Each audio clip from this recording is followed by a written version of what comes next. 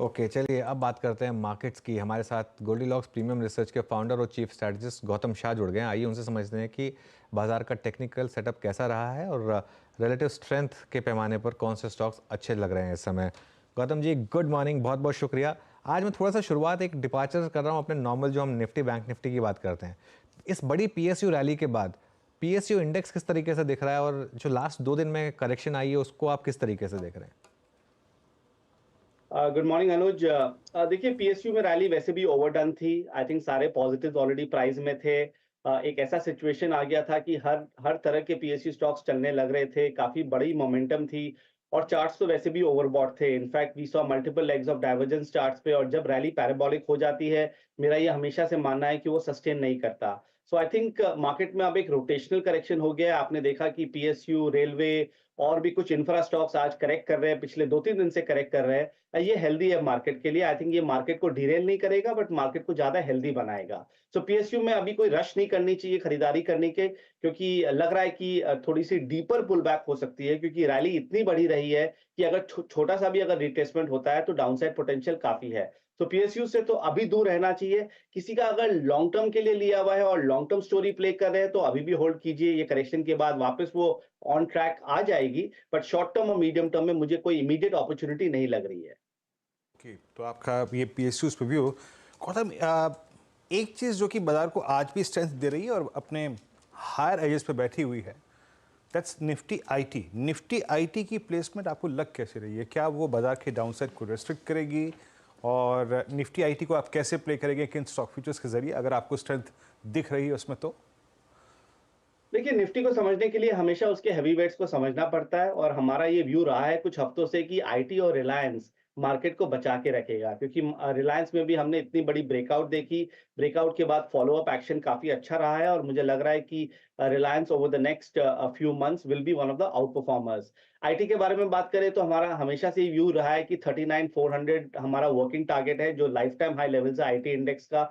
अगर आप large cap IT का चार्ट्स देखें, टीसीएस देखिए 4000 के ऊपर सस्टेन कर रहा है। इन्फोसिस में इतनी अच्छी रैली आई रिजल्ट्स के बाद। विप्रो भी 500 के आसपास सस्टेन कर रहा है। एचसीएल टेक एक आउट परफॉर्मर रहा है। तो अगर आप रेशियो चार्ट्स के हिसाब से देखें, जो हमारा स्टाइल है काम करने का, आईटी और फार्मा मेरे हिसाब से यहाँ से बड़ी अपॉर्चुनिटी है, क्योंकि 21,600 700 इंडेक्स पे रिस्क रिवॉर्ड कई सेक्टर्स में अच्छे नहीं है, कई स्टॉक्स में अच्छे नहीं है। सो अभी आईटी, फार्मा, मेटल्स और रिलायंस और सेलेक्ट बैंक्स में भी, पीएसयू बैंक्स जहां पर एसबीआई आपको मालूम है मेरा फेवरेट पिक रहा है और हमें अभी भी अच्छा लगता है इस लेवल्स पे। So IT I think overall basis पे बाजार को बचा के रखेगा। अपॉर्चुनिटी अच्छी है, होल्ड करके रखिए और हर छोटे डिप में इसमें खरीदारी कीजिए। इसमें यहां से भी मुझे 10 से 15% की तेजी लगती है on an overall basis. Okay, IT में तेजी लगती है। अच्छा, गौतम, सबसे बड़ी प्रॉब्लम जो मार्केट की रही है वो है बैंक्स, वो भी लार्ज प्राइवेट बैंक्स। यहाँ पर अब इस समय आप क्या व्यू ले रहे हैं? देखिए, क्योंकि लार्ज प्राइवेट बैंक्स का इतना बड़ा वेटेज है बैंक निफ्टी पे, तो उसके कारण बैंक निफ्टी तो चल नहीं पा रहा है, और 45,000 के एरिया पे अच्छा सपोर्ट है। एचडीएफसी बैंक को अगर आप देखें तो 1380 टू 1400 वहां पर उसकी लॉन्ग टर्म सपोर्ट है। हो सकता है कि वहां से वो बाउंस कर जाए, बट ऑनेस्टली अभी जिस तरह का मार्केट है, यहाँ पर आपको आउट परफॉर्मेंस में रहना है। आपको उन शेयरों में रहना है जो बाजार से बेटर चल रही है। तो बैंक्स तो अभी भी अवॉइड है। अगर किसी को बॉटम फिशिंग करना है लॉन्ग टर्म के हिसाब से, तो आप कर सकते हो, but don't expect short term medium term returns. हमारा फेवरेट अभी भी पीएसयू बैंकिंग स्पेस है, उसमें भी टॉप 3 नेम्स में ही फोकस करनी चाहिए, क्योंकि जो छोटे पीएसयू बैंक्स है वहां पर भी पैराबोलिक रन हो गई है। बड़ी तेजी वहां पर नहीं लगती है, but SBI, bank of Baroda और कैनरा बैंक हर डिप में लेनी चाहिए। यहां से और बड़ी तेजी आएगी। मुझे यहां से 20 से 25% की मूव आराम से लगती है, जो दूसरे बैंक्स में मुझे नहीं लग रहा है। ओके गौतम, अभी कुछ सीमेंट के नंबर्स बहुत इंप्रेसिव थे, लाइक फॉर इंस्टेंस एसीसी। उसके बाद हमने मूव्स भी काफ़ी अच्छे खासे देखे। सीमेंट पे किन किन स्टॉक्स को चेस कर रहे हैं आप लोग?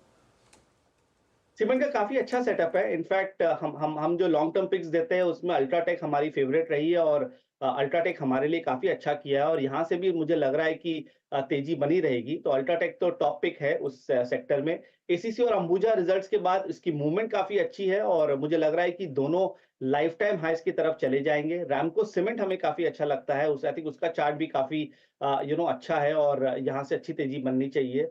सो सीमेंट ओवरऑल अगर आप स्ट्रक्चरल स्टोरी देखिए, क्योंकि एक वो रियल एस्टेट प्रॉक्सी है, आई थिंक इसमें स्ट्रेंथ रहेगी। बट अभी एक ही सिंपल टेक अवे है, अभी इस मार्केट में आप कुछ भी करें तो आप टॉप क्वालिटी में रहिए, टॉप 3 4 5 स्टॉक्स में रहिए, तो आपका पोर्टफोलियो बचा रहेगा, वरना पता नहीं चलेगा और कई जो B grade C grade stocks में बड़ी करेक्शन जल्दी से आ जाएगी और फिर उसमें एग्जिट नहीं मिलेगा। तो टॉप क्वालिटी में अगर आप ये सब सेक्टर्स में रहते हैं तो आई थिंक आपका पोर्टफोलियो सेफ रहता है। अच्छा, केमिकल्स यहाँ पर किस तरीके से आप क्लासिफाई करेंगे स्टॉक्स को, क्योंकि इस स्पेस ने बहुत पैसा बनाया लेकिन अब थोड़ी सी यहाँ पर करेक्शन आ रही है।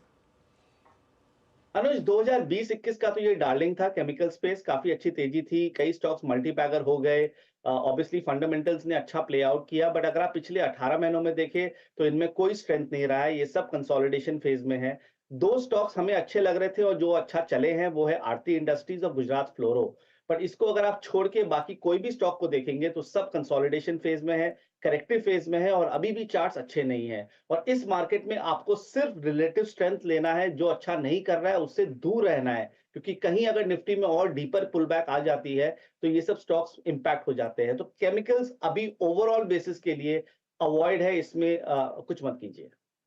अच्छा, गौतम जी, फार्मा में अच्छा पैसा बना, I mean stocks like Sun Pharma, Cipla, Lupin, 52 week high, all time high. आज हम हेल्थ केयर में पूरा मूव अच्छा देख रहे हैं। आई मीन हॉस्पिटल्स ने बहुत, अगर आप देखें, अच्छी वेल्थ क्रिएट करी। ग्लोबल हेल्थ को देख लीजिए, आप अपोलो को देखिए।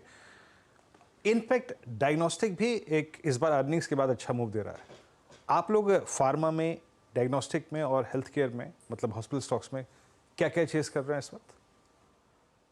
फार्मा काफी अच्छा लग रहा है। अगर आप उसके रिलेटिव स्ट्रेंथ चार्ट को देखेंगे तो आपको दिखेगा कि एक मल्टी मंथ आउट परफॉर्मेंस चालू हो गया है और डीवीज लैब के रिजल्ट्स के बाद डीवीज लैब ने भी अच्छा रिबाउंड किया है। डॉक्टर रेड्डीज हमारा फेवरेट रहा है, हम लोग ने रेकमेंड भी किया था हमारे सब्सक्राइबर्स को, और मुझे लगता है कि यहाँ से डॉक्टर रेड्डीज में 1000 रुपए की मिनिमम तेजी आनी चाहिए, maybe if not more. जाइड ऑफ लाइफ भी हम लोग ने रेकमेंड किया, उसमें भी इतनी अच्छी मूव आ रही है और मुझे लग रहा है कि वो स्टॉक भी 1000 की तरफ जा सकता है। और सिप्ला हमारा लॉन्ग टर्म पिक्स में रहा है। सो आई थिंक पूरा अगर आप फार्मा इंडेक्स को देखें, हमारा टारगेट है 19,000 एनएसई फार्मा इंडेक्स, वहां तक ये धीरे धीरे जानी चाहिए। देखिए, अगर आप पिछले एक साल में देखेंगे तो हर एक फेज में कुछ सेक्टर्स होते हैं जो बाजार को ऊपर ले जाते हैं या कुछ आउट परफॉर्म करते हैं। मेरे हिसाब से अभी के फेज में फार्मा, आईटी और मेटल्स में काम करनी चाहिए। Auto, capital goods, consumer durables, real estate, infrastructure, ये सबसे दूर रहनी चाहिए। आई थिंक ये सब में अब रोटेशनल करेक्शन होगा और जो थोड़ा सा डिफेंसिव स्पेस है वहां पर अच्छा पैसा बनेगा। सो फार्मा ओवरऑल बेसिस पे अच्छा लगता है। जैसे मैंने कहा, 19,000 का हमारा इंडेक्स पे टारगेट है। ओके, 19,000 का इंडेक्स पर टारगेट है। रिलायंस पर अब क्या व्यू बन रहा है, क्योंकि इसने साइन दिखाए हैं लीडरशिप लेने के।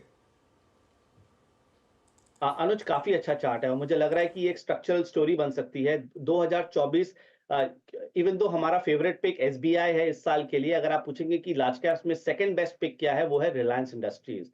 और मुझे लग रहा है कि यहाँ से 15 से 20% की तेजी धीरे धीरे आ सकती है और अगर वो होता है तो वो पूरे बाजार को बचा के रखेगा, क्योंकि अब 26-2700 अब इतना अच्छा सॉलिड बेस हो गया है कि उसके नीचे जाना बहुत डिफिकल्ट है और ऊपर में एक बार 3000 का लेवल निकलता है जो थोड़ा सा साइकोलॉजिकल नंबर भी है, तो रिलायंस हो सकता है 34-3500 तक चली जाए। And it is not just Reliance, I think the entire group stocks, उसमें 4-5 स्टॉक है जिसमें रिलायंस का डायरेक्ट या इनडायरेक्ट इंटरेस्ट है, वो पूरा सेक्टर और पूरा सेगमेंट हमें अच्छा लगता है। ओके गौतम जी, बहुत बहुत शुक्रिया जुड़ने के लिए हमारे साथ और इन सब स्टॉक्स पर बात करने के लिए।